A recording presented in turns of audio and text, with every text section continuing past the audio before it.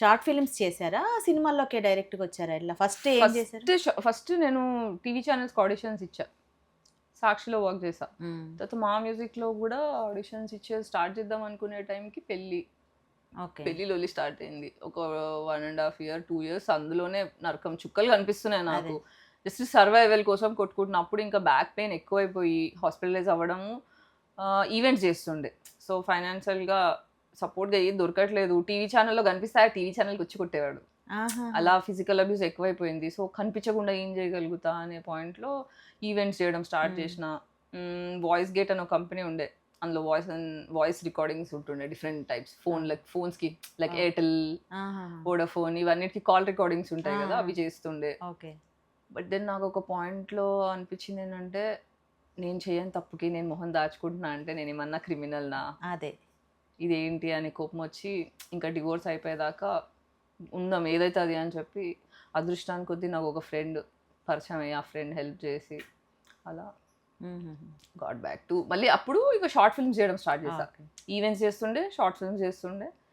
ఇంక మూవీ ఆడిషన్స్‌కి ఇచ్చిన ప్రతిసారి ఈ బ్యాడ్ కాన్వర్జేషన్స్ అంటే నేనేంటంటే చిన్నప్పటి నుంచి నువ్వే ప్రొవోక్ చేసావు. నాకెవరైనా ఎంట పడుతుర్రు, నాకు హెల్ప్ చేయండి అని ఇంట్లో అడిగితే మా డాడీ నువ్వేం ప్రొవోక్ చేసినావు అని నన్ను తిట్టడం, కొట్టడం అది చేస్తుండే. జనరల్‌గా ప్రతి ఆ! అమ్మాయికి కంపల్సరీ ఇంచుమించు. ఆ! ఉంటది. ఇంచుమించుగా సో, దాదాపు. దానివల్ల ఏంటంటే, నేనే బ్లేమ్ తీసుకోవడం స్టార్ట్ అంటే పేరెంట్స్ మనల్ని బ్లేమ్ చేసినప్పుడు అది మనం మనం ఇంటర్నలైజ్ చేసుకుంటాం. తీసేసుకుంటాం. అవును. సో, సినిమా ఆడిషన్స్‌కెళ్ళినప్పుడు కమిట్మెంట్స్ గురించి అడిగినప్పుడు నేనేమన్నా ప్రొవోక్ చేశానా? నేను నేను అట్లా చేయకూడనిదేమన్నా ఆ! కనిపిస్తున్నానా?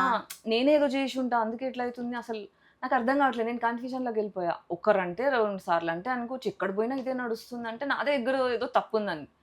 అని బాగా ఆలోచించి మేబీ ఇది పద్ధతి కాదేమో నాకు తెలీదు గదా! So, let me do short films ఫ్రెండ్స్‌తోని.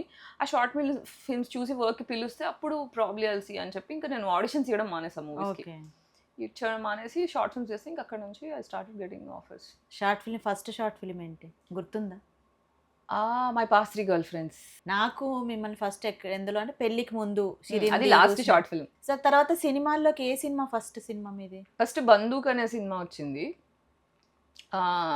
అది ఒక 2 డేస్ ఏమో ఆడింది. దాని తర్వాత బయట ఆన్‌లైన్‌లో గూడా పెట్టలేదు. హుహు. తర్వాత 'ఐస్ క్రీమ్ 2' ఆర్‌జే గారిది చేసిన. నాకసలు ఆర్‌జే గారంటే తెలీదు. తర్వాత ఫ్రెండ్స్ అందరూ ఆర్‌జేతో సినిమా తీస్తున్నావు అంటే ఎందుకింత ఎక్సైట్ అవుతున్నారు అందరని రీసెర్చ్ చేస్తే ఓహో! అనుకున్నా.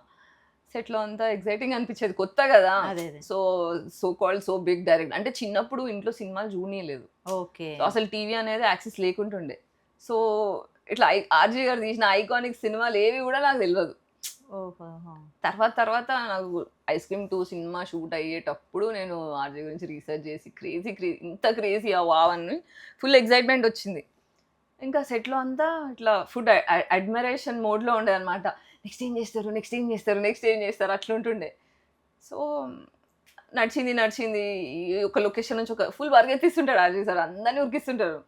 బావుండే. ఇంట్రెస్టింగుండే. తర్వాత షూట్ అయిపోయింది. అయిపోయిన తర్వాత డబ్బింగ్‌లో మొత్తం ఫుటేజ్ చూసుకొని ఏడ్చుకున్నా ఇంటికెళ్ళి. ఈ సినిమా ఏంది ఇట్లుంది?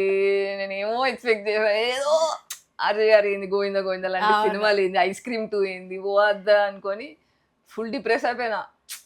ఇంత ఎక్సైట్‌మెంట్ అంతా బిస్కెట్ అయిపోయింది షిట్ అని. నెక్స్ట్ సినిమా రిలీజ్ అయింది. ఫస్ట్ డే వెళ్దామని ఇలా బయటికెళ్తుంటే, అయ్యా! సినిమా సక్సెసా? ఫెయిలా? పక్కన పెడితే ఆ జీవితం సినిమా చేసినా, సెలబ్రేట్ చేసుకుందాం, పోదాం అంటే నేను ఒక్కదాన్నే ఉన్నా. ఫ్రెండ్స్ లేరు, ఫ్యామిలీ లేదు. అయ్యా! నేను ఇంత వేస్ట్ అసలు సెలబ్రేట్ చేసుకోవడానికి నాకు ఎవ్వరు లేరు అని ఏడ్చుకుంటూ కూర్చొని ఎళ్ళలేదు.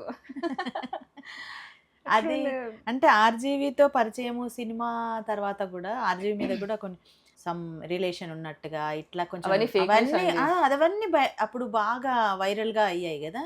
అంటే బేసిక్‌గా there are lot of people who got threatened. Okay. అంటే నేను ఇండస్ట్రీలో ఇన్ని ఇయర్స్ నుంచి ఉన్నా. చాలా సీక్రెట్స్ తెలుసు నాకు. చాలా విషయాలు తెలుసు. చాలా దగ్గర నుంచి చాలా మందిని చూసి చాలా ఉంటాయి. అదే. సో, ఇదేంటంటే తొక్కేయాలి ఫస్ట్ నోరు తొక్కేయాలి. అని చెప్పి అలా ఫేక్ న్యూస్‌లు చాలా ఇవన్నీ ప్లాన్డ్. ఇవి ఆహాహా! People who know will know. అందరికేంటంటే ఏదో వాగుతుంది అది ఇది అనుకుంటారు గానీ ఇట్స్ నాట్ దట్ అంటే సింపుల్. మీరు ఓపెన్‌గా దాని మీద మాట్లాడారు. అవును. మీరు ఇట్లా అన్నారు కాదది. ఇది విషయం. అసలు ఆయన ఎట్లా ఉంటారు అని మాట్లాడారు యాహ్! మీరు. దాని మీద కూడా చాలా అంటే ఆ టైంలో సో ఇక నేను ఎప్పటి నుంచో మీరు ఫేక్ న్యూస్ ఏదైతే ఆర్జీ పెళ్లి చేసుకొని మోసం ఇవన్నీ ముచ్చట వచ్చే ముందే నేను ఒక 1-2 ఇయర్స్ ముందు నుంచే ఐఎమ్ ఆల్వేస్ వోకల్ అబౌట్ నా డివోర్స్ నన్ను షేక్ చేసేసింది. ఓకే, నేను I'm not a marriage material and I'm not interested in marriage. ఒక మొగుడిని డైలీ బేసిస్లో భరించే అంత ఓపిక సహనం క్రియేట్ చేసేంత లేదు నాకు, అంటే అంత కాన్ఫిడెన్స్ లేదు. మొగుడు చెడు అనట్లేదు, బట్ అంత ధైర్యం కానీ కాన్ఫిడెన్స్ కానీ ఓపిక కానీ లేవు. సో నేను అసలు పెళ్లి విషయం అనేది పెద్ద జోక్, నాకు పెళ్ళి అనేది ఒక జోక్ అట్లాంటిది. నేను ఆ ఫేక్ న్యూస్ స్ప్రెడ్ చేయడానికి ఫస్ట్ ఆఫ్ ఆల్ బుర్ర ఉండాలి. అది ఏంటంటే వాళ్ళు స్ప్రెడ్ చేయాలని డిసైడ్ అయ్యి ఒక్కరు కాదండి, దెర్ ఆర్ సో మెనీ. నాకు ఆ ఫేక్ న్యూస్ వచ్చిన రోజు ఒక 100 మెసేజ్లు వచ్చినాయి, చాలా ఛానల్స్లో వచ్చాయి ఆ న్యూస్. నేను ఒక అన్న మాట, ఇప్పుడు ఎక్కడ ప్రూఫ్ లేదు, there is know where that ఒక వీడియో ప్రూఫ్ ఒక ఆడియో ప్రూఫ్ ఏదో ఒకటి ఉండాలి. అది ఏది లేకుండా ఇలాంటి న్యూస్ స్ప్రెడ్ చేయడం అనేది బేసిక్ ఇది నాకు ఒక రియాలిటీ చెక్. అంటే నేను ఉంటున్న నా తెలుగు వాళ్ళు, నా మీడియా, నా తెలుగు ఇండస్ట్రీ అనుకున్న వాళ్ళు ఏమి పెద్ద శుద్ధపూసలు గారు. జస్ట్ ఒక వాయిస్ కట్ చేయడానికి ఎంతకన్నా చిల్లర రేంజ్కి దిగజారుతారు. అంటే ఇది ఎంత అట్టర్ స్టూపిడిటీ అంటే దీనికి వాల్యూ లేదు, ఒక ప్రూఫ్ లేని విషయాన్ని పట్టుకొని వైరల్ చేయడానికి రెడీ అయ్యారు అంటే ఇంత స్టూపిడ్ పీపుల్. అండ్ ఇది వీళ్ళ దగ్గర నేను I'm trying to be belonging, అంటే వీళ్ళను ఫ్యామిలీగా ట్రీట్ చేయాలి, నన్ను ఓన్ చేసుకోండి, నాకు సినిమాలు ఇవ్వండి అని వీళ్ళ దగ్గర ట్రై చేస్తున్నా. నా స్టాండర్డ్ ఏమైంది అనే పాయింట్కి అర్థమైంది నాకు.